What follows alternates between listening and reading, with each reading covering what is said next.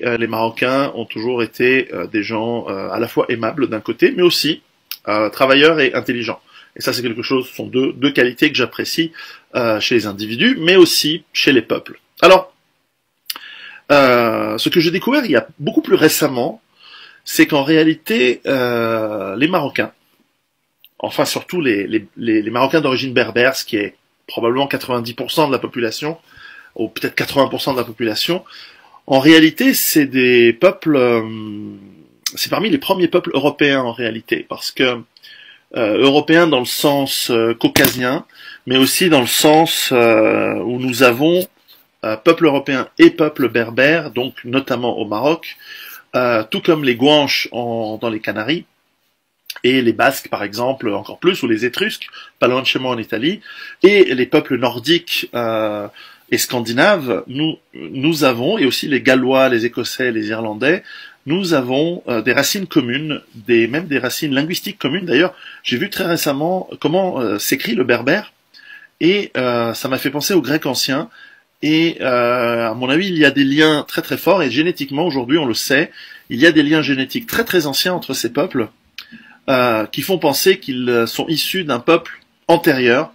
Et évidemment, la réponse est le peuple que l'on appelle les Atlantes, enfin l'Atlantide, chose que les archéologues refusent d'étudier, alors que en réalité, dans l'Atlantique, il y a 12 000 ans, il y avait, c'est même certain, une civilisation. Évidemment, l'eau était à 120 mètres plus bas, donc forcément, il y a quelque chose. Donc on peut dire que le Maroc et les Marocains sont des héritiers d'une immense civilisation, un immense peuple. Déjà avant l'immense civilisation marocaine. Parce qu'en fait, la civilisation marocaine est l'une des plus anciennes civilisations du monde, en continu, puisque il y avait cette civilisation déjà, notamment dans le nord du Maroc, déjà antérieure à l'époque romaine. Il y avait d'ailleurs des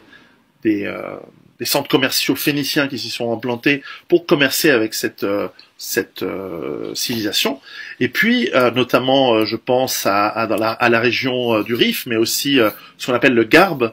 donc toute cette région où il y avait cette ville romaine de Volubilis, ou Lixus, mais en gros, entre Tanger et Rabat, il y avait déjà à cette époque une très très grande civilisation, mais ce n'est pas la seule, puisqu'en fait, beaucoup plus au sud, il y avait aussi des civilisations très très anciennes, et d'ailleurs, avec ensuite l'islamisation du pays, qui s'est faite relativement vite, je crois que ça a pris une cinquantaine d'années, entre 650 et 700,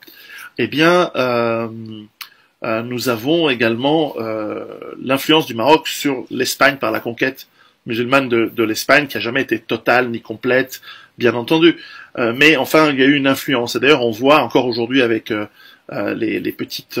communautés de Ceuta et de Melilla au Maroc, enfin dans le territoire marocain, qui sont en fait espagnols, on voit que ce sont des millénaires de commerce. Donc avant, j'ai mentionné les Phéniciens, donc les Carthaginois, et l'Empire romain, qui a jamais dominé et jamais conquis le Maroc, puisqu'il avait une alliance et il avait une forme de protectorat, tout comme les Français n'ont jamais réellement conquis le Maroc, ils ont mis en place un protectorat. Donc le Maroc est l'un des rarissimes, et je dis pas ça pour faire de la lèche, mais c'est vrai, est l'un des rarissimes pays indépendants et libres depuis des millénaires. Et ça, c'est quelque chose que je respecte, et c'est quelque chose que j'aime bien. Donc, pourquoi je vous parle de ça? C'est pas juste pour vous faire un petit cours d'histoire, parce que il ne dure que quelques minutes. Allez voir il y a des livres. Bernard Lugan a écrit récemment un très très bon livre sur l'histoire du Maghreb. Il inclut une grande partie, parle du Maroc, mais il y a aussi des livres tout à fait intéressants. Et puis si vous n'avez pas envie de dépenser de l'argent ou aller très vite, Wikipédia a un très très bon et très long article sur l'histoire du Maroc, qui est tout à fait intéressant. Et d'ailleurs, l'histoire du Maroc que l'on peut voir lorsque l'on visite, puisque les villes sont anciennes, les villes sont très très belles, il y a une